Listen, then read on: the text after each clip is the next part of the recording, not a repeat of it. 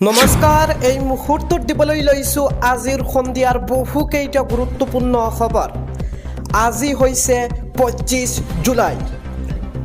অসমৰ লগতে ভাৰতৰ বিভিন্ন প্ৰান্তৰ পৰা বহুকেইটা গুৰুত্বপূৰ্ণ খবৰ যুগুত কৰা হৈছে। আৰু এই ধৰণৰ খবৰসমূহ নিতৌ চাবৰ বাবে চেনেলটো সাবস্ক্ৰাইব কৰি ভিডিঅ'টোত এটাকৈ লাইক কৰি দিব। তেন্তে আহক দৰ্শকসকল সন্ধিয়াৰ খবৰকেইটা আৰম্ভ কৰোঁ। আজিৰ সন্ধিয়াৰ প্ৰথমটো খবৰ হৈছে আপুনি সাৱধান হওক। যিকোনো মুহূৰ্ততে তিনিটা ৰোগে আপোনালৈ মাতিব পাৰে ভয়ংকৰ বিপদ। ৰাজ্যত হুৰাহুৰে বাঢ়িছে জাপানীজ এনকেফেলাইটিছ আক্ৰান্তৰ সংখ্যা। শেহতীয়াকৈ নোৱাগাঁও বহৰমপুৰত 70ৰ ঊৰ্ধ্বৰ এগৰাকী মহিলাৰ মৃত্যু।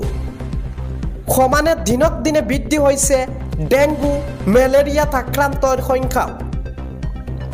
ৰাজ্যত 47লৈ বৃদ্ধি পাইছে মৃত্যু হোৱা লোকৰ সংখ্যা। এনকেফেলাইটিছ সদৃশ ৰোগত আক্ৰান্ত হৈ আছে 1000ৰো অধিক লোক। আজিৰ সন্ধিয়াৰ পৰৱৰ্তী খবৰটো হৈছে ৰাজ্যৰ লাখ লাখ আয়ুষ্মান আঁচনিৰ হিতাধিকাৰীৰ বাবে ডাঙৰ খবৰ। ব্যক্তিগত হাস্পাতালত নাথাকিব অবিলাসী আয়ুষ্মান আঁচনিৰ সুবিধা। হঠাৎ বন্ধ হৈ পৰিল ব্যক্তিগত হাস্পাতালত আয়ুষ্মান আঁচনি।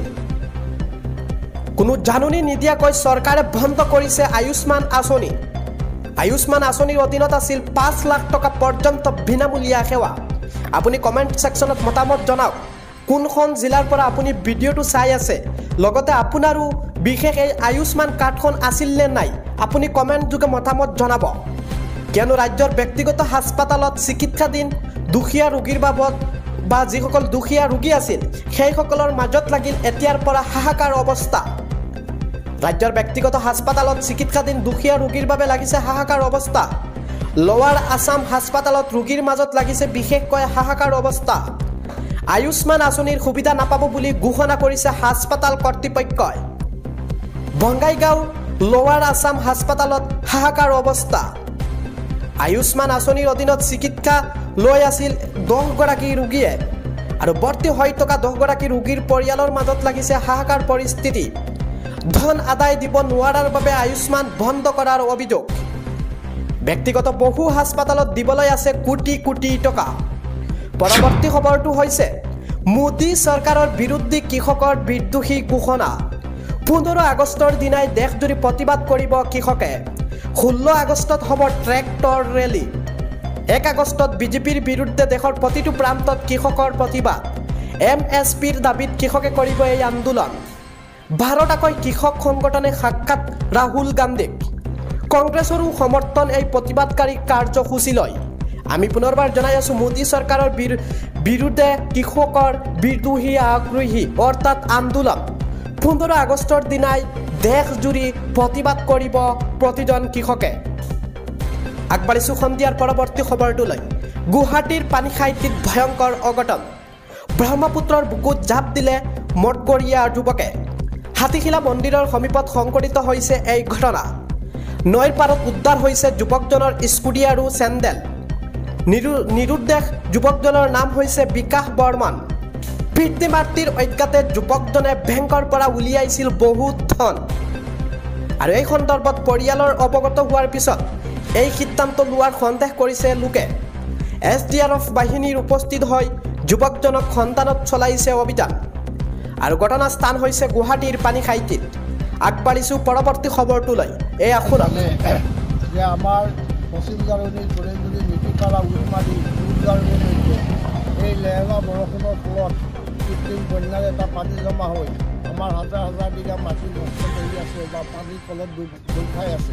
গতিকে এই পানী বন্ধ হোৱাৰ কাৰণে আমাৰ মাটিখিনি এতিয়া পানীৰ তলতেই আছে। গতিকে আমি ৰাইজ একমত হৈ 5খন গাঁৱৰ মানুহ একমত হৈ আমি বিচাৰিছোঁ যে আমাৰ পানী যোৱাৰ নালা যিটো সেই নালাটোৰ যদি পানীটো সোনকালে গুচি যাব পাৰে সেইকাৰণে আমাৰ খেতিখিনি উদ্ধাৰ হৈ যাব, লগতে স্কুল মছজিদো পানীৰ তলত ডুব খাই আছে সেইখিনিও ওলাই যাব।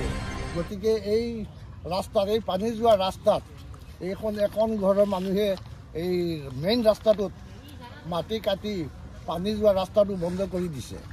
এই বন্ধ কৰি দিয়াতে আমাৰ এই মানুহৰ আজি দুৰ্ভাগ্যৰ সীমা চৰা হৈছে। আজি আমাৰ খেতিয়কৰ কৃষকৰ মূৰে কপালে হাত দি DC তাতো গৈছে, ADC তাতো গৈছে, গৈ পেলাই মণ্ডল কাজলৈ আহি ইয়াত ৰাস্তাটো জোখ মাখ কৰি আমাক ৰাস্তা দেখুৱাই দিছে।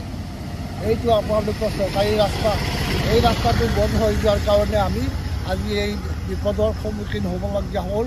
গতিকে আমি ৰাইজে একমত হৈ আমাৰ এই পানী যোৱা নালাটো যাতে পানী যাব পাৰে, পানী যদি যাব পাৰে তেতিয়াহ'লে আমি কৃষকৰ এটা উন্নতি সাধন হ'ব।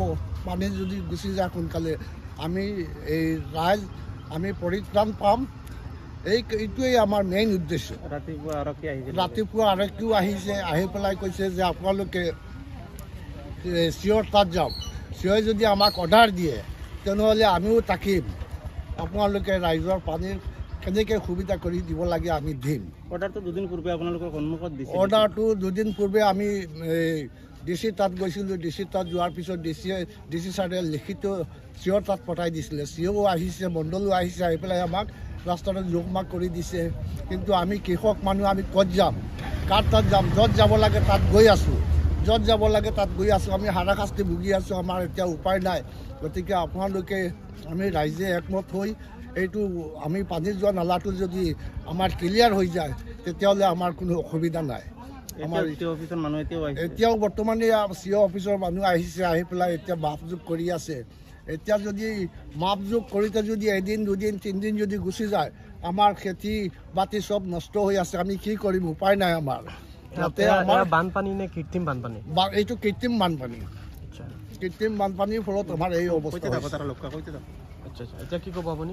এতিয়া আমাৰ এই পানী যোৱা নালাটো যদি আমাৰ ক্লিয়াৰ হৈ যায় তেতিয়াহ'লে আমি ৰাইজ মানে সুবিধা হৈ যাব। আমাৰ খেতি বাতি এই বছৰ যদি আমাৰ খেতি খায়ো যায়, পৰম্পৰা যাতে আমাৰ খেতি আৰু নাখায়, সেইকাৰণে আমি ৰাস্তাটো পানী যোৱা ৰাস্তাটো ক্লিয়াৰ কৰিব বিচাৰিছোঁ।